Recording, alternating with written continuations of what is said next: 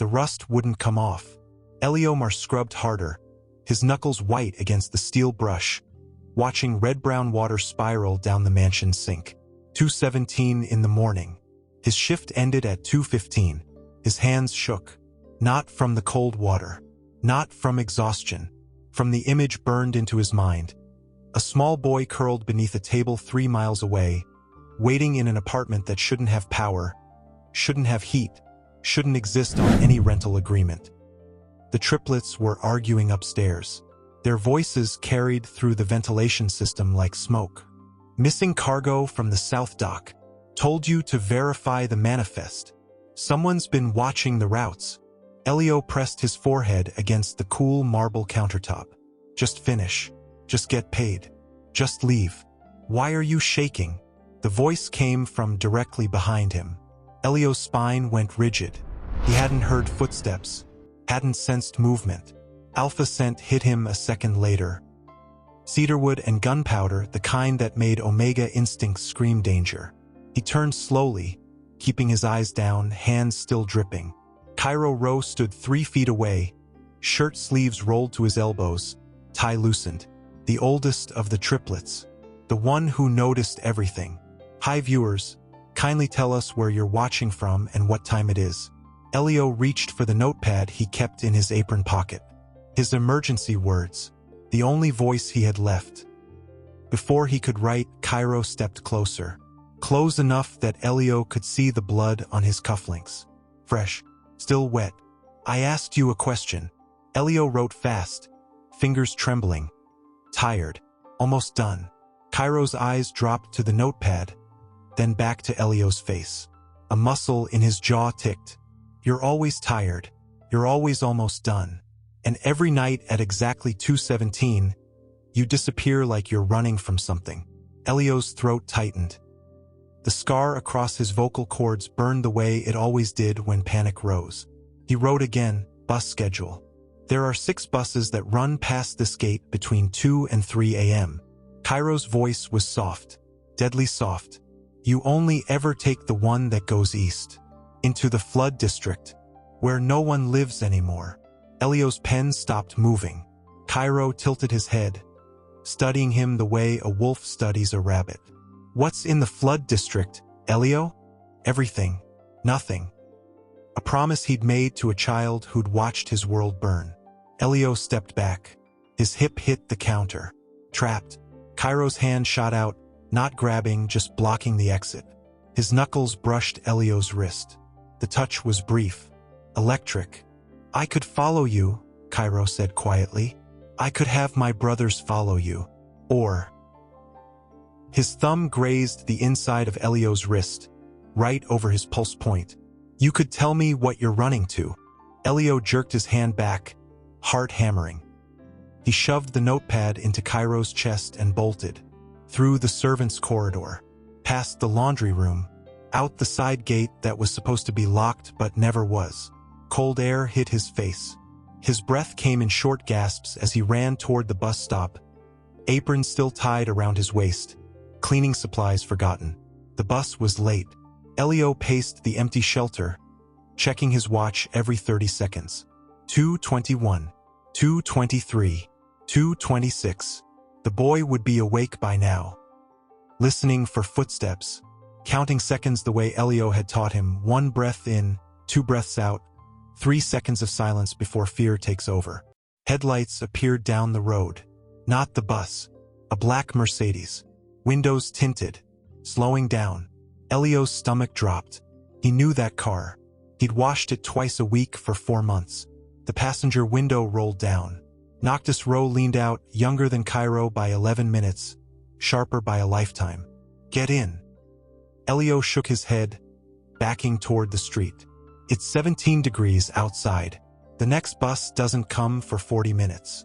Noctis's voice was flat, factual.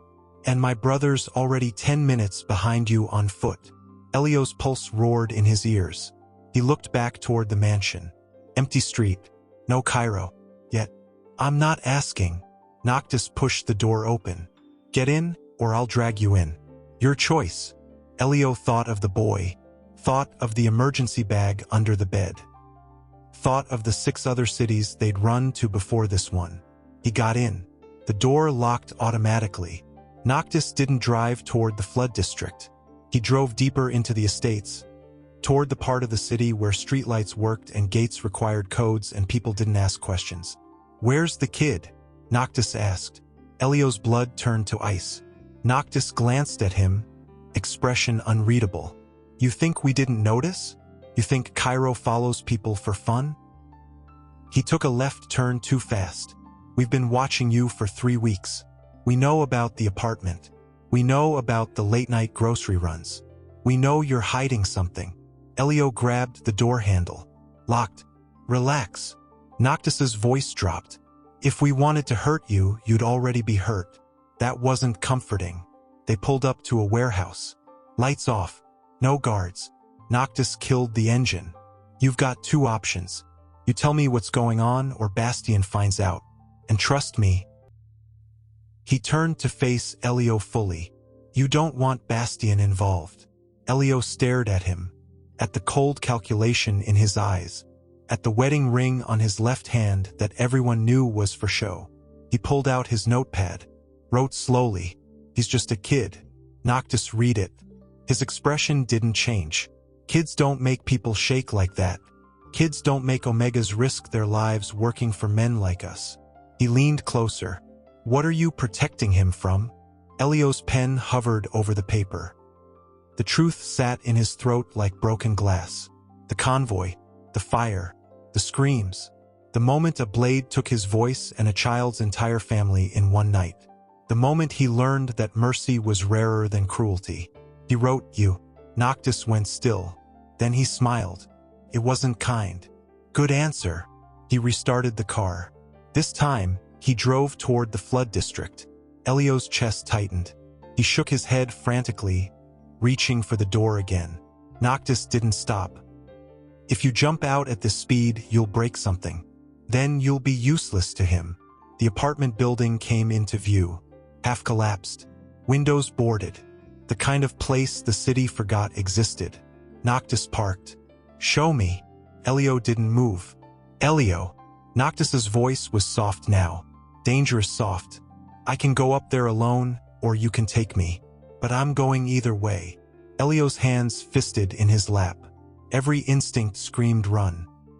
But running meant leaving the boy alone with an alpha who could crush him without thinking. He got out. The stairwell smelled like mold and copper. Elio climbed fast. Noctis a silent shadow behind him. 3rd floor. East corner. Door with no number. Elio unlocked it with shaking hands. Inside, the boy sat exactly where Elio knew he'd be. Under the table, knees pulled to his chest, eyes wide. He saw Elio. Then he saw Noctis. And instead of screaming, he stood up, walked forward, and pressed his small hand against Noctis's chest, right over his heart. Noctis froze. The boy tilted his head, the same way he did when he was trying to remember something. His lips moved. No sound came out at first. Then, barely a whisper, "You were there." Elio's world tilted.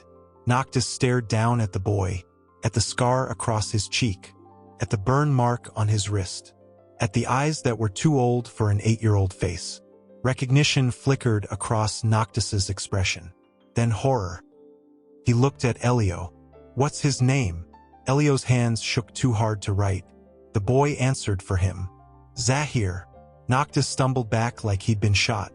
Outside, a car door slammed. Footsteps echoed in the stairwell. 2 sets. Cairo and Bastien. The boy's fingers tightened on Elio's sleeve. Noctis pulled out his phone. Typed something fast. The footsteps stopped. Then reversed. Noctis looked at Elio. His face was pale. His voice was barely steady. "How long have you known?" Elio finally managed to write. "Since the first day I saw you." "What's the worst secret someone ever kept from you? And what did you do when you found out?" Elio didn't sleep.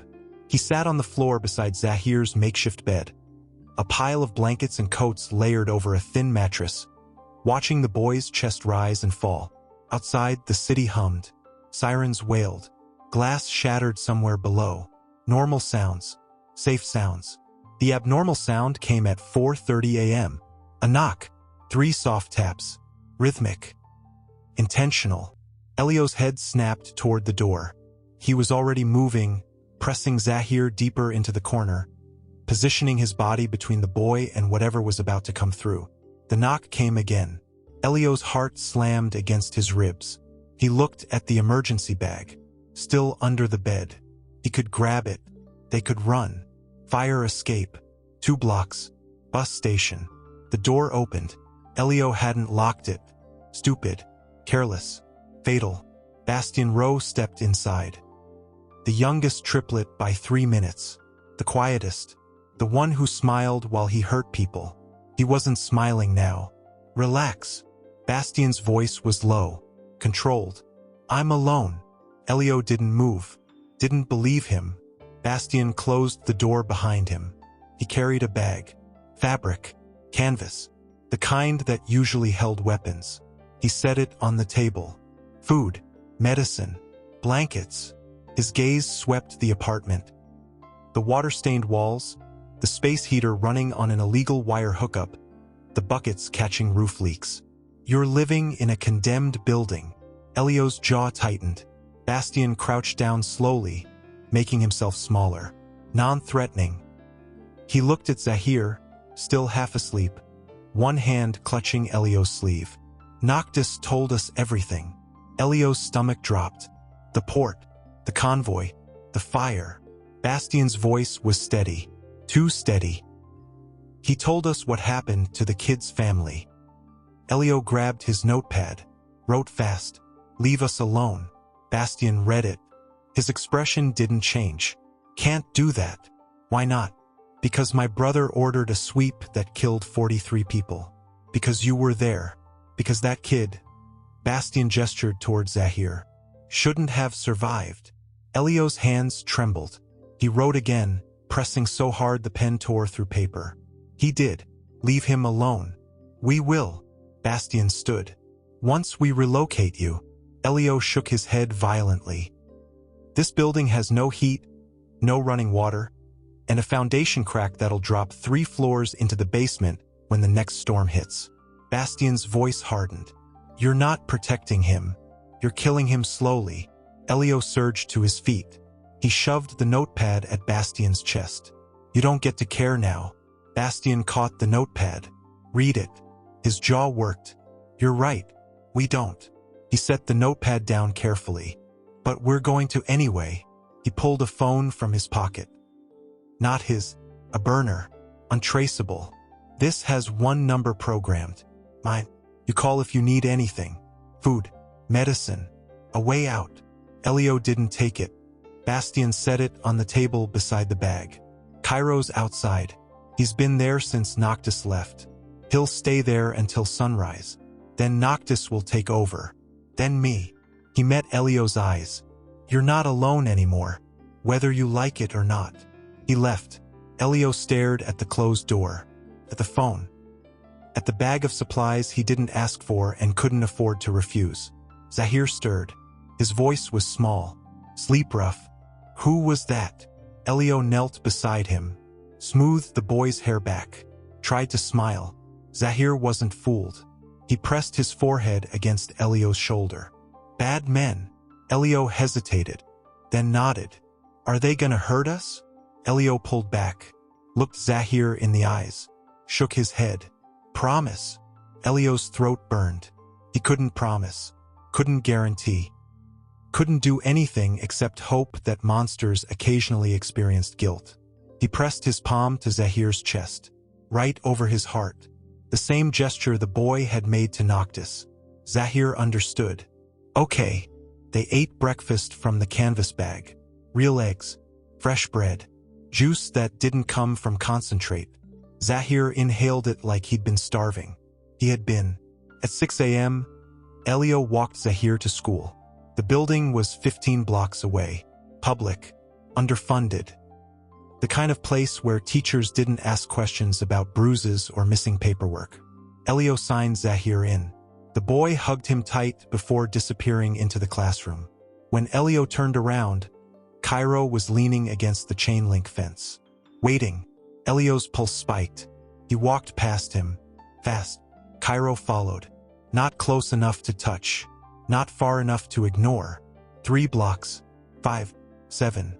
Cairo kept pace. Elio stopped. Spun around. Pulled out his notepad. Stop. No. I'll call the police. Cairo's expression didn't change.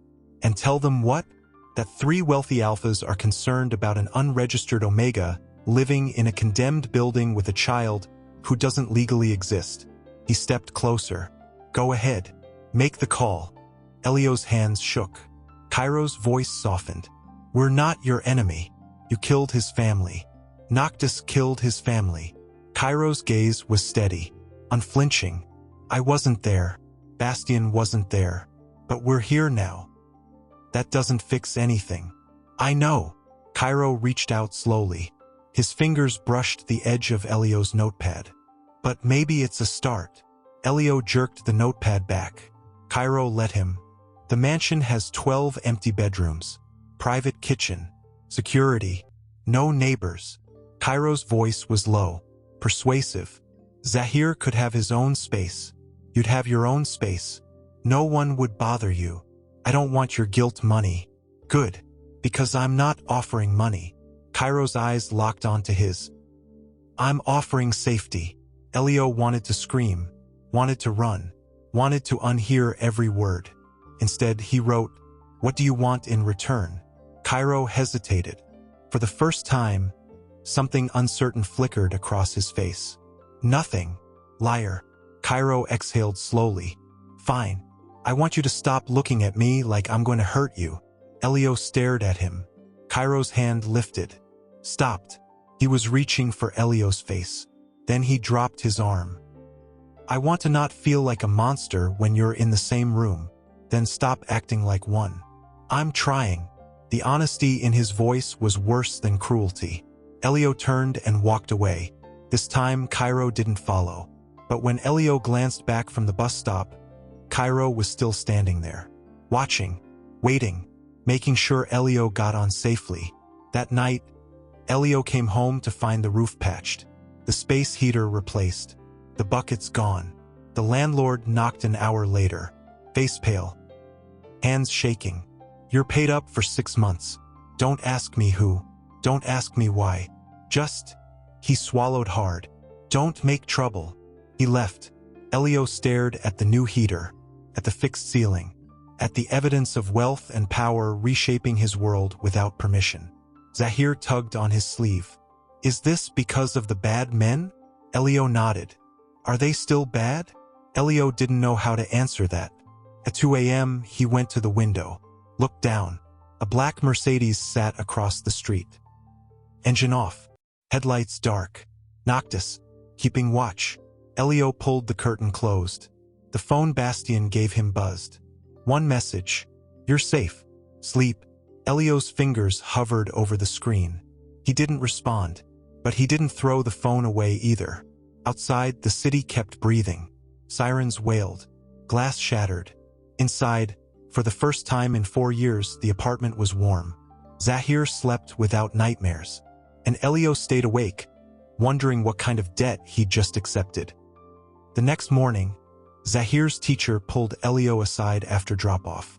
Someone donated new supplies to our classroom. Art materials, books, tablets. She smiled. They didn't leave a name, but they specified Zahir's class specifically. Elio's chest tightened. The teacher leaned closer. Whoever's looking out for you too. Don't push them away. She walked back inside. Elio stood frozen on the sidewalk. His phone buzzed. Another message from Bastien's number. The offer stands. 12 bedrooms. Private kitchen. Safety. Think about it. Elio shoved the phone in his pocket. He didn't need to think about it. He'd already made his choice 4 years ago when he picked up a bleeding child and ran. But that night, when Zahir asked if they could have dinner at a real table instead of sitting on the floor, Elio looked at the boy's hopeful face, at the new clothes someone had left on the doorstep, at the fridge full of food he hadn't bought. And for the first time, he wondered if survival was the same thing as living. At midnight, he opened the window. Cairo stood below. Same spot. Same silent vigil. Elio dropped a piece of paper. It fluttered down. Landed at Cairo's feet. Cairo picked it up. Read it. Looked up. Elio had already stepped back from the window. But the message was clear. 1 week. Trial. If Zahir asks to leave, we leave. Cairo pulled out his phone. Typed. Elio's phone buzzed. Deal. Then, thank you. Elio turned off the light. Tomorrow they'd move into the mansion. Tomorrow he'd let monsters pretend to be men. Tomorrow he'd risk everything he'd fought for. But tonight, Zahir was warm. And that was enough. If you had to choose between your pride and someone else's safety, which would you sacrifice first? The mansion smelled like money. Not the obvious kind, no gold-plated fixtures or crystal chandeliers. The quiet kind. Leather and wood polish and air that didn't carry the smell of mold or rust or desperation. Elio stood in the entrance hall, Zahir's hand tight in his, and felt like an intruder. Cairo appeared from a side corridor. No suit today, just dark jeans and a shirt with the sleeves rolled up. He looked almost human. Almost. Your room's on the 3rd floor. East wing. He gestured toward the staircase. Private bathroom. Balcony. Zahir's is next door. Elio didn't move. Cairo's expression softened. I'll show you. He led them up. Slowly. Giving Elio time to memorize exits. Fire escapes. Windows that opened. The room was bigger than Elio's entire apartment. King bed. Sitting area. A door that led to a bathroom with heated floors. Zahir's room was smaller. Kid-sized furniture. Bookshelves. A window seat overlooking the garden. The boy let go of Elio's hand. Walked to the window. Pressed his palms against the glass. Is this ours? Cairo knelt beside him. If you want it to be. Zahir looked back at Elio. Can we stay? Elio's throat tightened. He nodded. Zahir grinned. The first real smile Elio had seen in months. Cairo stood. There's food in the kitchen. Staff don't come to this wing unless you call them. You won't be bothered. He moved toward the door. Stopped. Turned back. Elio. Elio's pulse jumped. You don't work here anymore. Cairo's voice was firm. You're a guest, not a maid. Understood. Elio stared at him. Cairo waited. Finally, Elio nodded. Cairo left. The door clicked shut. Zahir tugged Elio's sleeve. He's not scary. Elio pulled out his notepad. He is. You just can't see it yet. Zahir frowned. He fixed our house. He gave me books. Scary people don't do that. Elio wanted to explain. Wanted to tell the boy that kindness from dangerous men was the most terrifying thing in the world. Instead, he just smoothed Zahir's hair. They ate lunch in the private kitchen. Real food. Hot food. More than they could finish. Zahir fell asleep on the couch after. Stomach full. Face peaceful. Elio sat beside him. Watched him breathe. A knock sounded. Soft. Polite. Elio tensed. The door opened. Noctis stepped inside. He glanced at Zahir. His expression flickered, something almost like pain. Can we talk? Elio pointed to Zahir. Shook his head. He's asleep. He won't hear. Noctis moved to the far side of the room. Away from the boy. Please. Elio stood. Followed. Every muscle ready to run. Noctis didn't look at him. He looked at the floor. I was 22 when I gave that order. Cairo had just taken over territory. Bastian was managing supply lines. I was supposed to handle port security. His jaw tightened. Someone reported a breach. Contraband. Weapons. I didn't ask questions. He stopped. Elio waited. I sent a crew. Told them to clear the dock. No witnesses. Noctis's voice went flat. I didn't know there were families inside. I didn't know it was a refugee convoy. I didn't. His hands fisted. That doesn't matter. I gave the order. People died. He finally looked at Elio. Zahir's family died. And you. He gestured to Elio's throat. You lost your voice trying to save him. Elio's hand rose instinctively to the scar. Noctis took a step closer. I can't fix it. I can't bring them back. I can't undo any of it. His voice dropped. But I can make sure you and Zahir never have to run again. Elio pulled out his notepad. This doesn't make you a good person. I know. This doesn't erase what you did. I know. So why are you doing it? Noctis's expression cracked. Because I see his face every night. Because I hear the screams. Because I can't sleep without remembering what burning skin smells like. Elio's breath caught. And because Noctis's voice broke. Because if I don't do this, I might as well have pulled the trigger myself. Silence. Elio wrote slowly. He asks about his parents sometimes. What do I tell him? The truth. That you killed them. Noctis flinched. Yes. He'll hate you. Good. Noctis's eyes were steady. He should. Elio studied him. Searching for lies. For manipulation. Found only guilt. He wrote. 1 week. Noctis nodded. 1 week. He left. Elio sank onto the couch. Zahir stirred. Mumbled something incoherent. Settled back into sleep. Elio's phone buzzed. Message from Bastian. Dinner at 6. Optional. No pressure. Elio didn't respond. At 6, someone knocked. Elio ignored it. At 6:15, a tray appeared outside the door. 2 plates. Steak.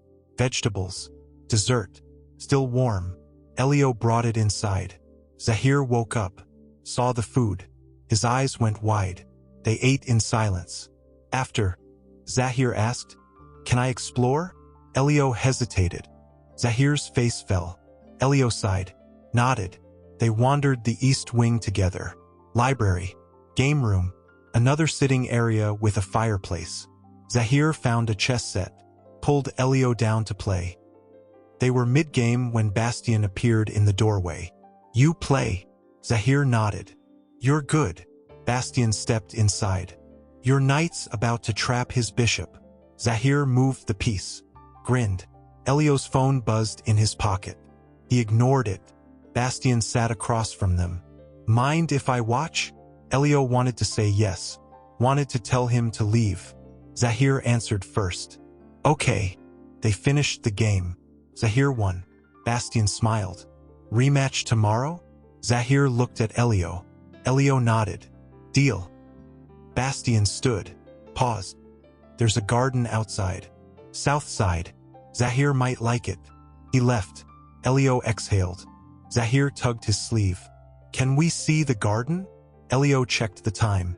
7:30. Still light out. They went outside. The garden was huge. Flowers. Fountains.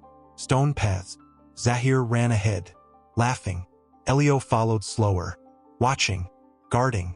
Cairo appeared from behind a hedge. Elio jumped. Sorry. Cairo held up his hands. Didn't mean to scare you. Elio pulled out his notepad. Why are you here? I live here. You know what I mean. Cairo's expression softened. I wanted to see if you were settling in. We're fine. Good. Silence. Cairo stepped closer. Can I ask you something? Elio tensed. Nodded. Why didn't you turn us in? Cairo's voice was quiet. You had proof. You had motive. You could have destroyed us. Elio stared at him. Then wrote, because Zahir needs stability more than I need revenge. Cairo read it. His jaw worked. That's not fair to you. Life isn't fair. No. Cairo's gaze dropped to Elio's scar. It's not. His hand rose, fingers hovering near Elio's throat. Not touching, just close. Does it hurt? Elio shook his head. Did it? Elio hesitated. Nodded. Cairo's hand fell. I'm sorry. You didn't do it. My family did. That's close enough. Zahir's laughter rang out across the garden. They both turned. The boy was chasing butterflies. Face bright. Free. Cairo's expression shifted. Something raw. Broken. He deserves this, Cairo said quietly. He deserves to be a kid. He is a kid. You know what I mean. Cairo looked at Elio. He deserves to not be afraid. So do I. Cairo's breath hitched. Are you afraid of me? Elio met his gaze. Wrote honestly, yes. Cairo nodded slowly. Good. You should be. He walked away. Elio stood frozen. Zahir ran back, grabbed his hand. Did you see the butterflies? Elio nodded. Can we come back tomorrow? Elio looked toward the mansion. Saw Cairo watching from a window. Their eyes met. Cairo didn't look away. Neither did Elio. Finally, Elio nodded. Yeah, Zahir whispered. Tomorrow. That night, Elio tucked Zahir into bed. The boy was asleep in seconds. Elio went to his own room, locked the door, sat on the edge of the bed. His phone buzzed. Message from Cairo. Thank you for giving us a chance. Elio stared at the screen, typed slowly. Don't make me regret it. Cairo's response came immediately. I won't. Elio set the phone down, looked at the locked door, at the window overlooking the garden, at the evidence of wealth and power and guilt trying to buy forgiveness. He thought of Zahir's smile, of butterflies and chess games and full stomachs, of safety, and wondered how long it would last before everything collapsed. Outside, a shadow moved across the garden. Elio went to the window. Cairo stood below, looking up. Their eyes met through the glass. Neither moved. Then Cairo raised one hand, pressed it to his chest, right over his heart. The same gesture Zahir had made. Promise. Or a plea. Elio didn't know which. He stepped back from the window, drew the curtain, but he didn't lock it. And that night, for the first time in 4 years, he slept. Would you trust someone trying to fix a mistake that destroyed your life? Or would you walk away? The first 3 days were too easy. Zahir laughed more, ate more, slept through the night without waking up screaming. Elio hated how natural it felt. On the 4th morning, he found Cairo in the library, alone, reading. Cairo looked up, set the book down. Morning. Elio held up his notepad. We need to talk. Cairo's expression went cautious. Okay. What happens when the week ends? You decide if you want to stay. And if I say no. Cairo stood, walked closer, stopped 3 feet away. Then we help you relocate somewhere safe. New city, new documents, whatever you need. No strings. No strings. Elio studied him, searching for the catch. Because Zahir deserves better than running. Cairo's voice was steady. And so do you. You don't know me. I know you worked 3 jobs to keep a kid fed. I know you took a blade to the throat protecting him. I know you've been living in a death trap for 4 years because it was the only place no one would look. Cairo stepped closer. I know enough. Elio's chest tightened. That doesn't make us your responsibility. Maybe not. Cairo's gaze held his. But it makes you someone I don't want to lose. Elio's breath caught. Cairo seemed to realize what he'd said. He stepped back. I mean, as someone we're trying to help. Not. He stopped. Elio's heart pounded. Not what? Cairo's jaw worked. Nothing. Forget it. He turned to leave. Elio grabbed his wrist. Cairo froze. They stood like that. Connected. Silent. Elio pulled out his notepad with his free hand. Wrote one word. Stay. Cairo turned slowly. Elio. Elio dropped his wrist. Wrote again. I don't trust you, but Zahir does. And he's happy here. That's enough. Is it? Cairo's expression softened. For now? Yes. Footsteps sounded in the hall. They stepped apart. Noctis appeared. He glanced between them, raised an eyebrow, said nothing. Breakfast is ready, Noctis said. Zahir's already at the table. Elio left. Cairo stayed behind. Noctis waited until Elio was gone. You're playing with fire. I know. He's vulnerable, traumatized, dependent. I know. And you're... Noctis gestured vaguely. Whatever this is. Cairo's voice went cold. I'm trying to help. That's what scares me. Noctis moved closer. Because you never just help. You fix. You control. You own. Not this time. You sure about that? Noctis's gaze was sharp.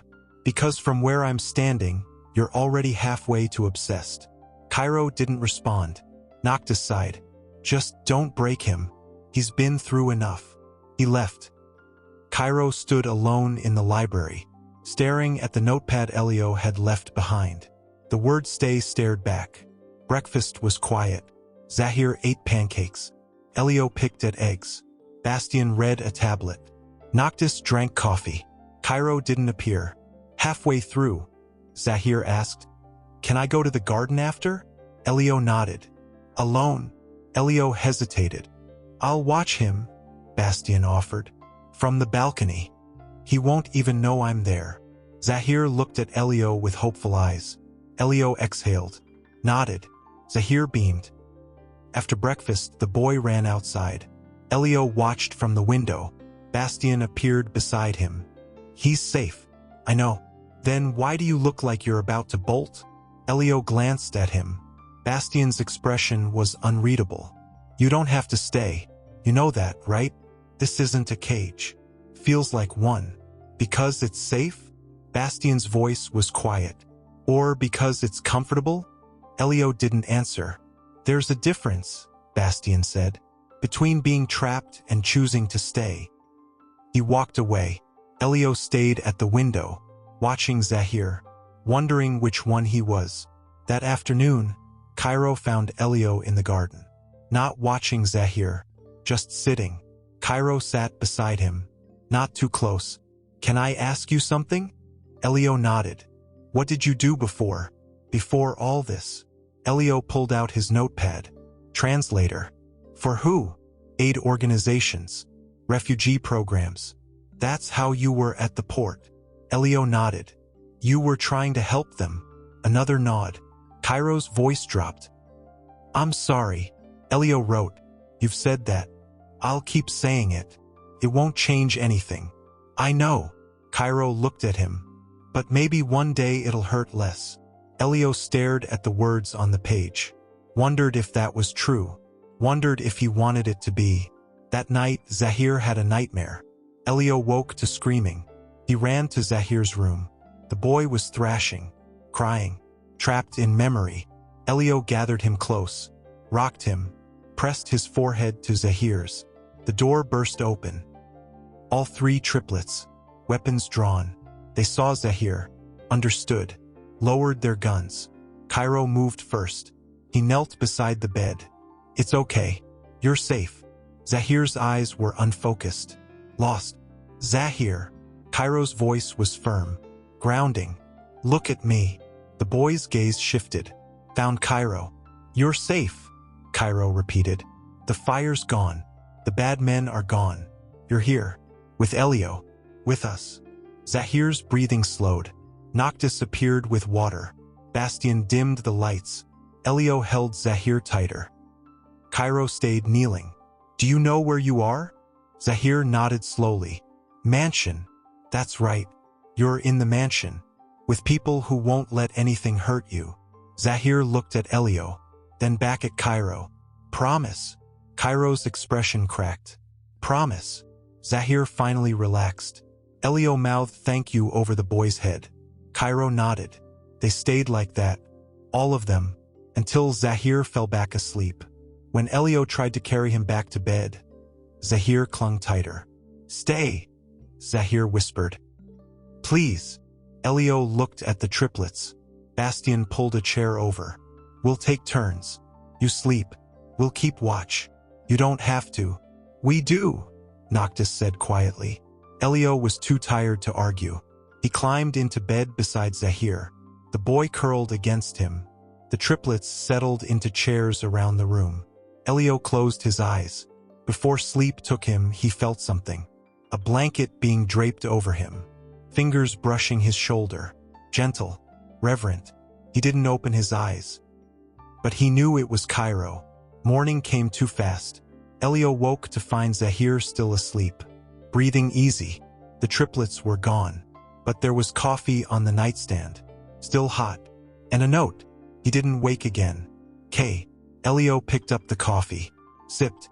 Perfect temperature. Perfect sweetness. Like someone had been paying attention. He looked at Zahir's peaceful face. At the room that didn't leak. At the door that locked from the inside. At the evidence of safety he'd never been able to provide alone. And for the first time, he wondered if staying was the right choice. Not for Zahir, for himself. That afternoon, he found Cairo in the study, held up his notepad. I want to stay. Cairo stood. The week isn't over. I know, but I've decided. Why? Elio wrote slowly. Because Zahir smiles here. Because I sleep here. Because you kept watch over a kid who isn't yours and didn't ask for anything in return. Cairo's eyes glistened. Elio, I don't trust you. Not completely, but I trust that you're trying. That's enough, Cairo said. That's more than enough. He stepped closer. Elio didn't step back. Cairo reached out. Slowly, carefully. His fingers brushed Elio's cheek. Elio's breath hitched. You're allowed to stay, Cairo whispered. Not as a guest. Not as someone we're helping. He swallowed hard. As someone who belongs here. Elio's vision blurred. I don't belong anywhere. You do now. They stood like that, breathing the same air. Then Cairo dropped his hand. Dinner's at 6. I'll see you there. He left. Elio stood alone, heart pounding, wondering what he'd just agreed to. That night, over dinner, Bastian made an announcement. We need to talk about security. Elio's stomach dropped. Nothing bad, Noctis clarified.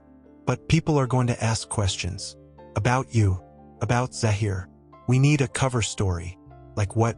Like your family, Cairo said. Distant relative. Here for an extended stay. People won't believe that. They will if we sell it right. Bastian leaned forward. We tell them you're recovering from an accident. Lost your voice. Raising your nephew. Needed help. And the truth stays buried, Noctis said flatly. For everyone's sake. Elio looked at Zahir. The boy was focused on his food. Oblivious. What if someone digs? Then we handle it, Cairo said. His voice was ice. No one touches you, or Zahir. Ever. The certainty in his tone should have scared Elio. Instead, it made him feel safe. After dinner, Elio tucked Zahir in. The boy was exhausted. Happy. I like it here, Zahir whispered. Elio smoothed his hair. Can we stay forever? Elio hesitated, then nodded. Zahir smiled, closed his eyes. Elio left the room, found Cairo waiting in the hall. He's happy, Cairo said. So am I. Cairo's expression softened. Good. They walked together, silent, comfortable. At Elio's door, Cairo stopped. There's something I need to tell you. Elio tensed. The port investigation. It's reopening. Elio's blood ran cold. We don't know who requested it, but someone's digging into old records. Cairo's jaw tightened. They're going to find the convoy. They're going to find Zahir's name. What does that mean? It means we need to be careful. It means... Cairo hesitated. It means we might have to disappear for a while.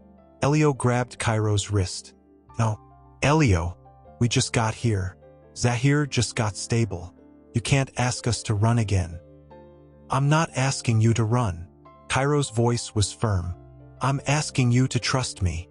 With what? With everything. Elio stared at him, at the sincerity in his eyes, at the alpha who'd turned his world upside down and somehow made it feel right.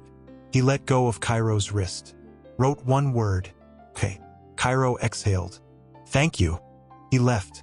Elio went inside, locked the door, sat on the bed, and wondered what he'd just agreed to.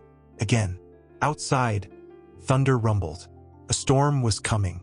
Elio could feel it. Have you ever trusted someone you knew could destroy you? And why did you do it? The investigation hit the news 3 days later. Federal agents, port corruption, money laundering, offshore accounts. The Roe name appeared in paragraph 6. Elio read the article twice, hands shaking. Cairo found him in the library. We need to talk. How bad is it? Bad enough that we're shutting down operations, moving assets, preparing for raids. Are they coming here? Not if we're smart. Cairo sat beside him. But there's something else. Elio waited. They found the convoy records. They know about the families. They know about...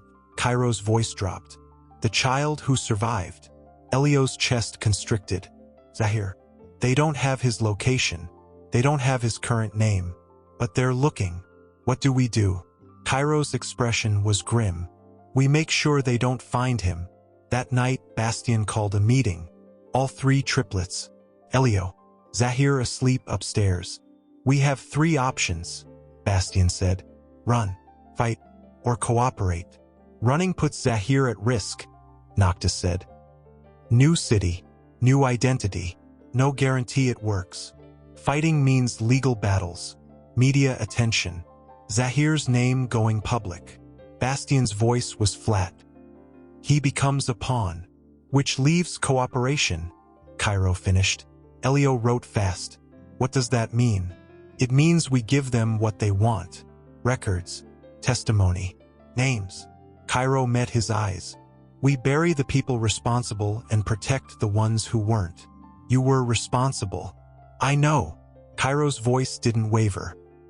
That's why I'll take the deal. Elio's breath stopped. What deal? Federal immunity, in exchange for full disclosure. Cairo's gaze was steady. I testify against the crew who executed the sweep. I provide evidence. You go to prison. Probably. No. Elio stood, shaking. No, you don't get to do that. It's the only way to keep Zahir safe. Find another way. There isn't one. Elio slammed his hand on the table. Everyone jumped. He wrote furiously. You think I want you in prison? You think Zahir wants that? You think... His pen tore through paper. Cairo reached for him. Elio jerked back, tears burning his eyes. You can't. I have to. Because 43 people died. Because I gave the order. Because...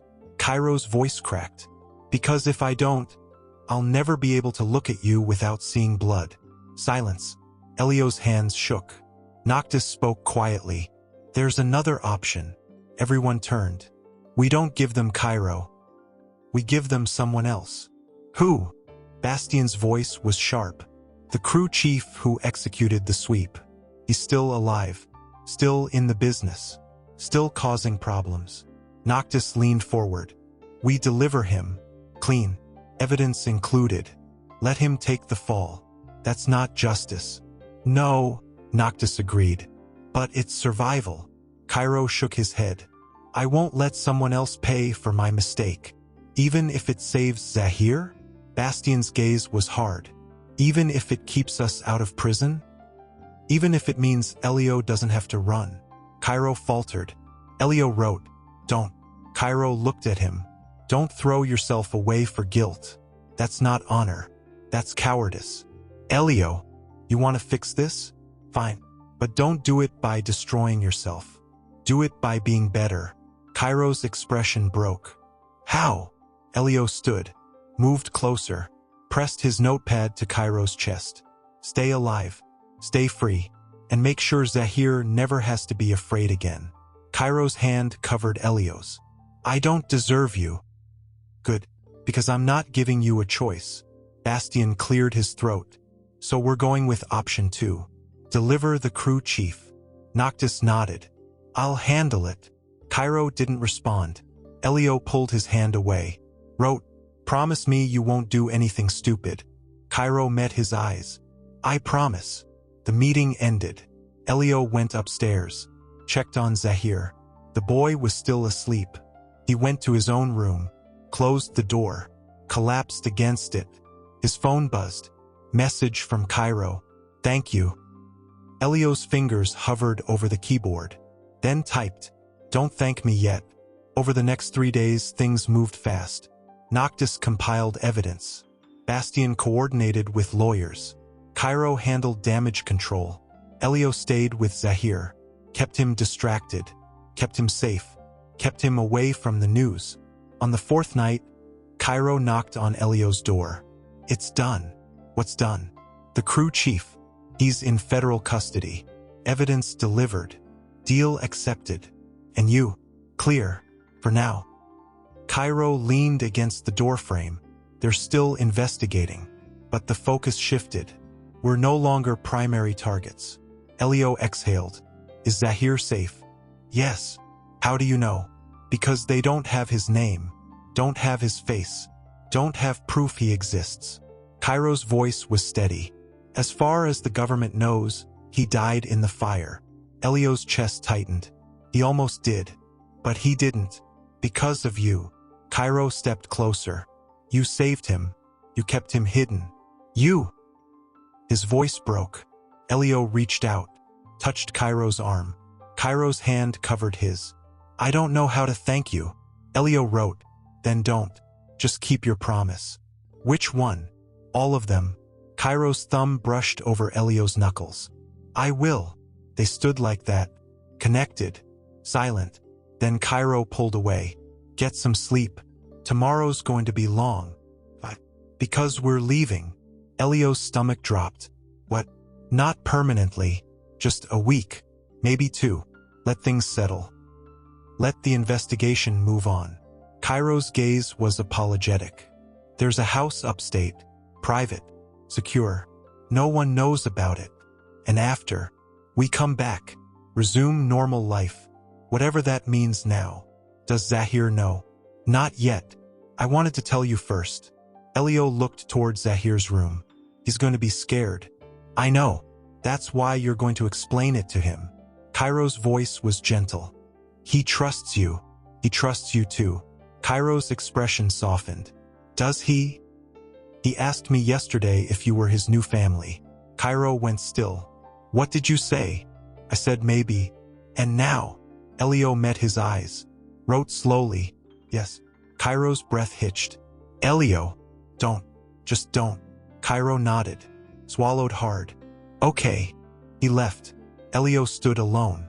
Heart racing. Wondering what he'd just admitted. The next morning, Elio told Zahir about the trip. The boy didn't cry. Didn't panic. Just asked, Are we running again? Elio shook his head. Then why are we leaving? To stay safe. From the bad men? From people who want to ask questions we can't answer. Zahir frowned. Are Cairo and Noctis and Bastian coming? Elio nodded. Okay. Zahir smiled. Then it's not running. It's just moving. Exactly. They packed light. Clothes. Books. Zahir's chest set. The triplets packed heavier. Weapons. Documents. Cash. They left at dawn. 2 cars. Unmarked. Bastian drove the first. Cairo drove the second. Elio and Zahir rode with Cairo. The boy fell asleep halfway there. Head against Elio's shoulder. Cairo glanced at them in the rearview mirror. He looks peaceful. He is. And you? Elio hesitated. I don't know. That's fair. Cairo's voice was quiet. For what it's worth, I'm glad you're here. Even though I complicate everything. Especially because of that. Elio's chest tightened. They drove in silence. The house appeared 2 hours later. Isolated. Surrounded by trees. No neighbors for miles. Perfect. Zahir woke up. Looked around. Where are we? Somewhere safe, Cairo said. The boy looked at Elio. Home. For now. Zahir grinned. They unpacked. Settled in. That night they ate dinner together. All 5 of them. Zahir talked about the trees. About exploring tomorrow. About finding a stream. The triplets listened. Smiled. Acted human. After dinner, Zahir fell asleep on the couch. Cairo carried him to bed. Elio followed. Tucked the boy in. Cairo stood in the doorway. Watching. He's lucky to have you. I'm lucky to have him. That too. They left the room. Stood in the hallway. Close. Cairo's hand rose. Hesitated. Then gently tucked a strand of hair behind Elio's ear. Elio's breath caught. Cairo's fingers lingered, tracing the line of Elio's jaw. Is this okay? Elio nodded. Cairo stepped closer. Tell me to stop. Elio didn't. Cairo's forehead pressed to his. Elio. A door slammed downstairs. They jumped apart. Noctis appeared. Face grim. We have a problem. What kind of problem? The kind with a name. Noctis held up his phone. Someone leaked photos. Of the mansion. Of Zahir. Elio's world tilted. Who? We don't know, but they're being circulated. People are asking questions. Cairo's voice went cold. How bad? Bad enough that we need to move again. Now. Zahir appeared at the top of the stairs, rubbing his eyes. What's happening? Everyone froze. Elio moved first, gathered Zahir close. The boy looked up at him. Are we running again? Elio's vision blurred. He nodded. Zahir's face crumpled. You promised, the boy whispered. You promised we were safe. Cairo knelt beside them. Zahir, you lied. Zahir's voice cracked. You said. He dissolved into sobs. Elio held him tighter. Cairo reached out. Zahir flinched. Cairo's hand dropped. Bastian appeared. Cars are ready. They moved fast, grabbing essentials, leaving everything else. Elio carried Zahir to the car. The boy was still crying, still shaking. I'm sorry, Elio mouthed. Zahir didn't respond. They drove. No destination, just away. Hours passed. Zahir finally fell asleep, tear-stained, broken. Elio stared out the window, watched the world blur past, felt the weight of every promise he'd ever made collapse. Cairo's voice was soft. We'll fix this. Elio didn't respond, because he didn't believe it anymore. And somewhere behind them, footsteps followed. When everything you've built starts to crumble, do you fight to save it, or let it fall? I understand. You want me to write chapters 6 to 10 combined into a total of 2,000 words. Not 2,000 words each. That means approximately 400 words per chapter to reach the complete ending. Let me write the final 5 chapters now, maintaining the story tension and delivering the complete ending within 2,000 total words. They stopped at a motel 3 states away. Cash only. No cameras. Zahir refused to look at any of them. Elio sat on the bed beside the boy, tried to touch his shoulder. Zahir pulled away. I'm sorry. You're always sorry. Zahir's voice was small, shattered. But we still keep running. Elio's chest cracked open. Cairo stood by the window, watching the parking lot. We need to talk. Not now. Yes, now. Cairo turned. Because this doesn't stop until we make it stop. Bastian entered, locked the door behind him. Noctis traced the leak. Everyone went still. It came from inside. Someone we trusted. Cairo's expression went dead. Who? Marcus. Your security chief. Silence. Then Cairo moved. Fast. Violent. He punched the wall. Once. Twice. Knuckles splitting. Elio grabbed his wrist. Pulled him back. Cairo's eyes were wild. Desperate. I vetted him. I trusted him. Stop. Cairo's breathing was ragged. Breaking your hand won't fix this. Then what will? Elio pulled out his notepad. Hands shaking. The truth. What truth? All of it. Bastian stepped forward. You want to go public? Elio nodded. That's suicide, Noctis said flatly. The moment Zahir's name hits the news, every agency in the country will want him. Foster care, witness protection, media circus. Or Elio wrote, we control the narrative. Cairo stared at him.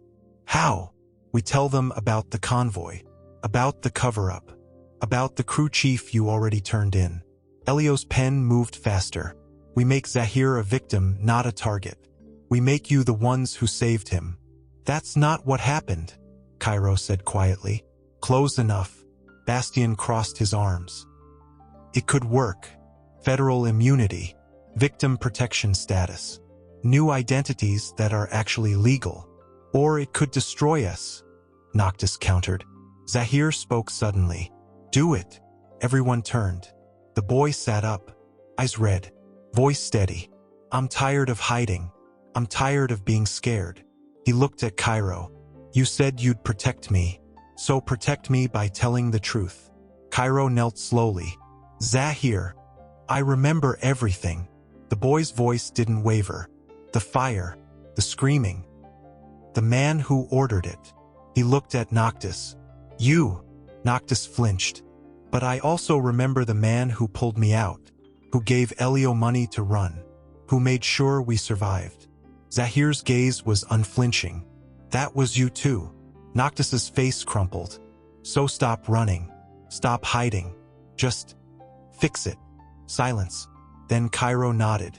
Okay. He pulled out his phone, called his lawyer. We're coming in.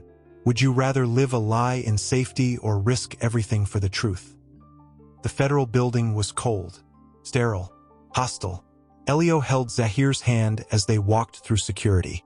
Metal detectors, pat-downs, cameras. The boy didn't flinch. Cairo led them to a conference room. Glass walls, recording equipment, 3 agents waiting. The lead agent gestured to chairs. Mr. Rowe, Mr. Marr, Zahir. They sat. You understand this is being recorded? Cairo nodded. That's why we're here. The agent opened a file. You claim to have information regarding the Port Newark incident. 43 confirmed deaths. Refugee convoy. 5 years ago. Yes. And you claim responsibility. Cairo's voice was steady. I gave the order that led to the sweep. I didn't know about the families. But I'm responsible.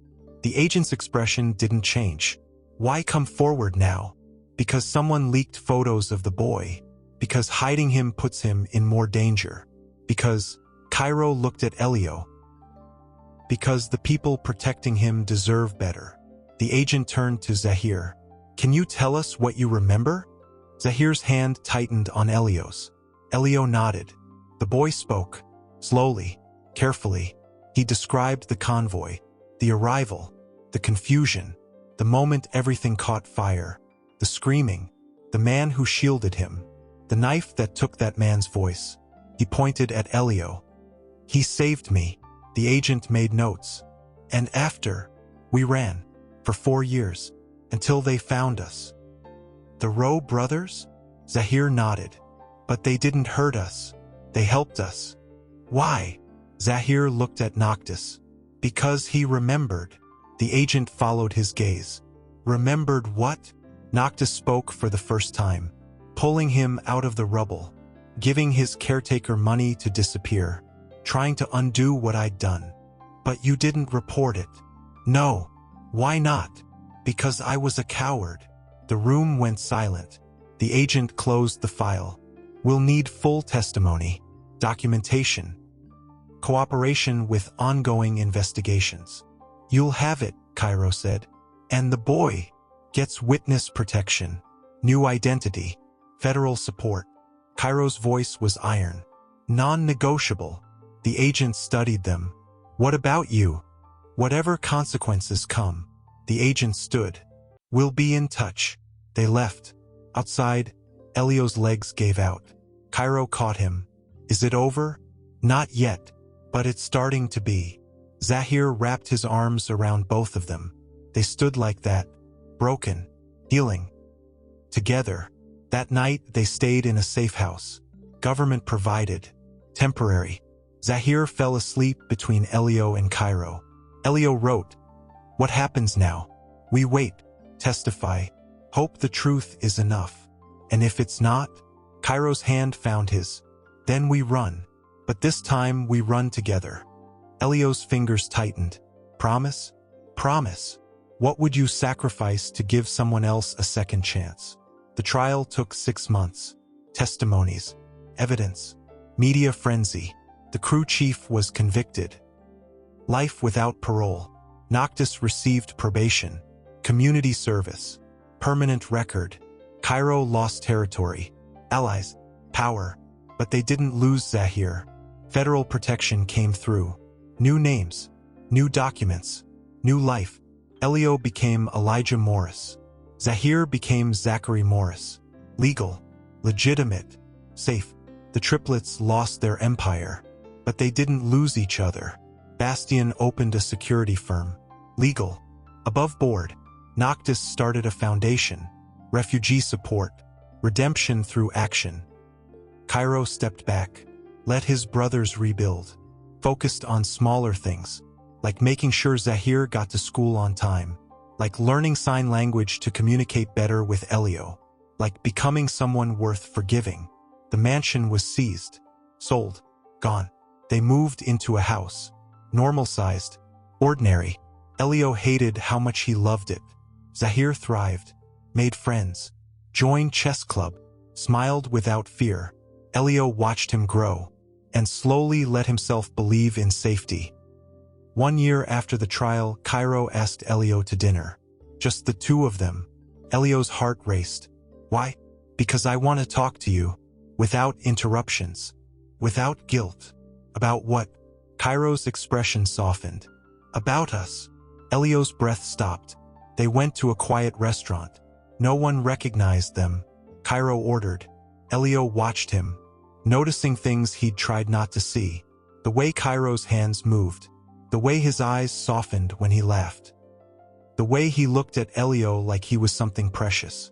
After dinner, Cairo drove them to the ocean. They walked along the shore. Waves crashed. Wind howled. Cairo stopped. Turned. I know I don't deserve you. I know I've done terrible things. I know. Elio pressed his hand over Cairo's mouth. Wrote, stop apologizing. Cairo kissed his palm. Then what do you want me to do? Elio pulled his hand back. Wrote slowly, stay. I'm not going anywhere. Good. They stood close. Cairo's hand cupped Elio's face. Can I kiss you? Elio nodded. The kiss was soft, tentative, reverent, like something fragile, precious.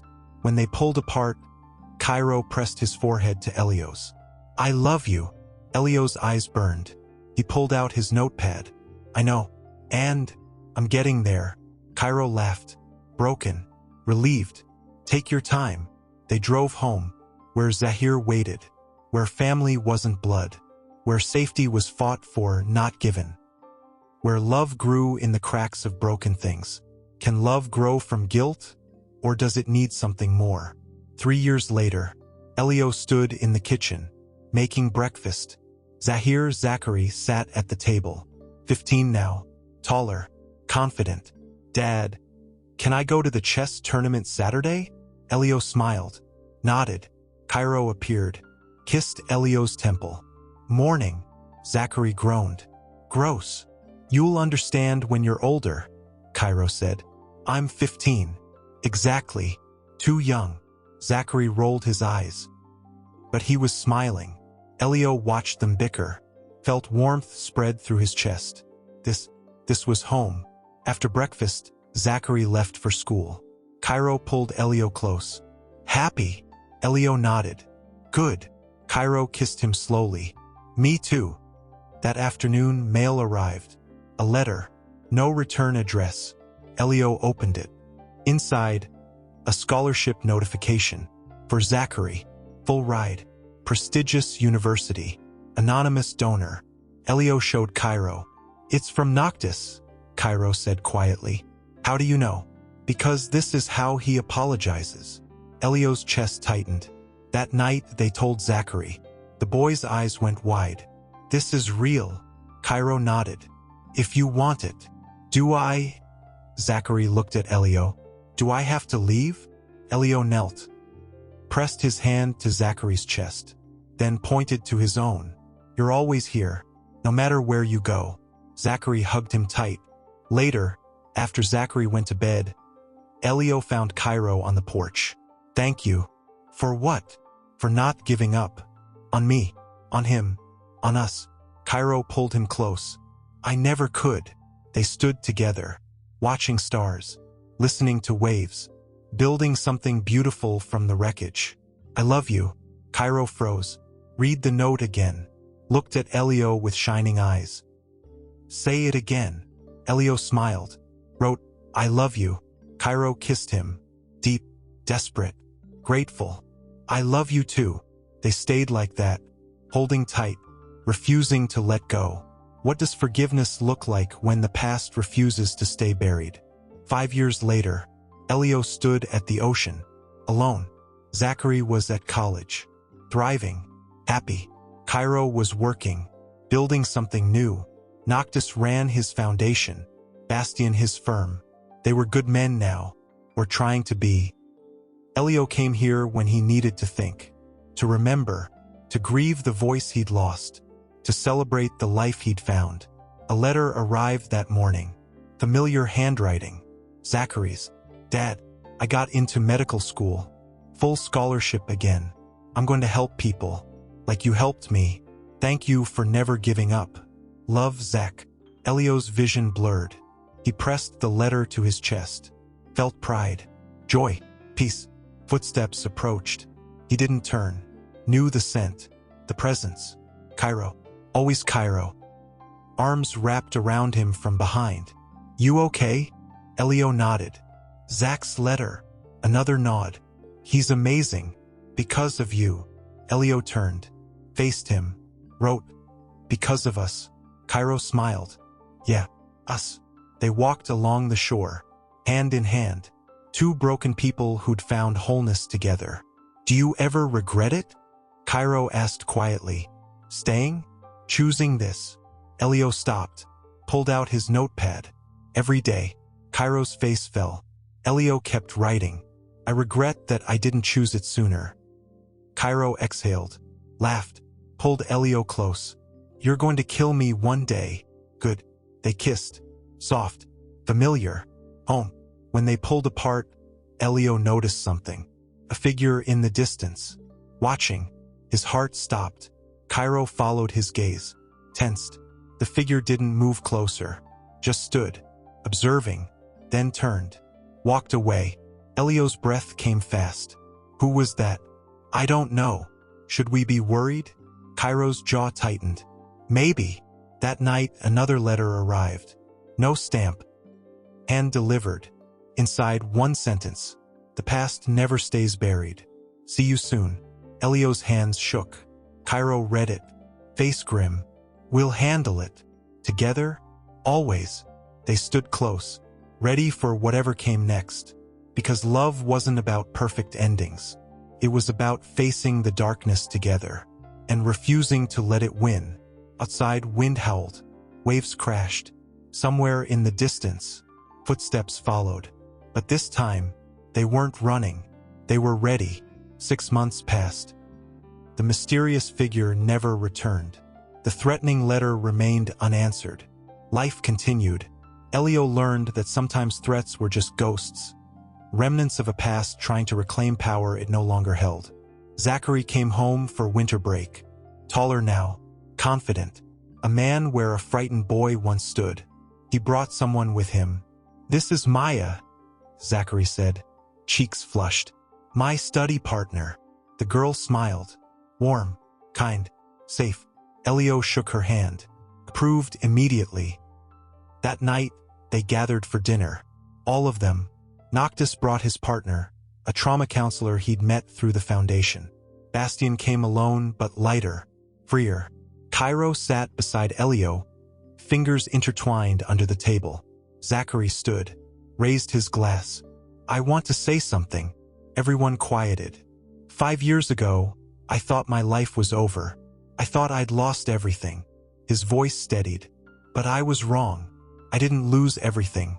I found everything. He looked at Elio. You gave me safety when the world was burning. You gave me hope when I had none. You gave me a future I didn't think I deserved. Elio's eyes burned. Zachary turned to the triplets. And you gave me something harder. You gave me the truth. Even when it hurt. Even when it cost you everything. Noctis looked away, jaw tight. I forgive you, Zachary said quietly. Not because you deserve it, but because I deserve peace. Noctis's shoulders shook. Bastien gripped his brother's arm. Cairo raised his own glass. To second chances. To chosen family, Bastien added. To healing, Noctis whispered. Elio pulled out his notepad, wrote quickly, held it up. To love that survives the impossible. They drank, laughed, told stories late into the night.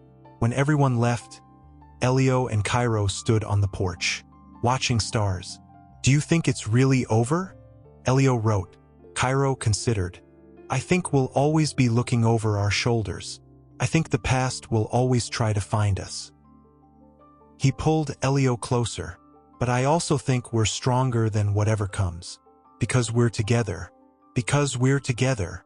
Elio leaned into him. Felt Cairo's heartbeat. Steady. Strong. Real. I need to tell you something. What? I'm writing a book. About everything. The convoy. The running. Finding you. All of it. Cairo went still. Are you sure? Zachary helped me realize something. Our story isn't just ours. It's for everyone who's ever had to choose between survival and living. What are you going to call it? Elio smiled. Showed him the notepad. The silence between us. Cairo read it. Nodded slowly. It's perfect. Will you read it? When it's done. Every word. They stood together. Two people who'd found each other in impossible circumstances. Who'd chosen love over fear. Who'd built a family from broken pieces. Who'd learned that redemption wasn't about erasing the past. It was about refusing to let it define the future. Inside, Zachary laughed at something Maya said. The sound carried through the open window. Pure. Joyful. Free. Elio closed his eyes. Breathed deep. This was enough. This was everything. Cairo kissed his temple. Thank you. For what? For giving me a reason to be better. Elio turned. Cupped Cairo's face. Kissed him slowly. Then wrote. Thank you for being worth it. They went inside. Where home waited. Where love lived in the quiet moments. Where the past was acknowledged but no longer in control.